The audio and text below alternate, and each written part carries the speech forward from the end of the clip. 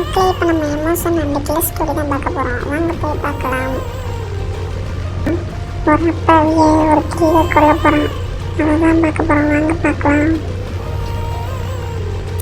ஈவு இறக்கமே இல்லாமல் ஒரு அப்பாவியை போட்டு சுட்டு கொள்கிறான். இது தப்பா ரைட்டாக நீங்கள் கம்மான்னு சொல்லுங்கள். அந்த அப்பாவி எது கொள்கிறான்னா, என் போலீஸ்காரன் பைக்கை திருவிட்டு வந்து தண்ணியில் முக்கிட்டான். அதனால தான் அந்த போலீஸ்காரன் வந்து அவனை சுட்டு கொள்கிறான். சுட்டதுக்கு காரணம் என்னன்னா, அந்த போலீஸ்கார வேலையில் சேர்ந்து 2 மாதம் தான் ஆகுது. அதனால் அந்த போலீஸ்கார் கொடுத்த பைக்கை திருட்டு வந்தனால அவர் வேலை போயிருமான்னு சொல்லிட்டு அவரோட சுட்டு பண்ணிட்டாரு.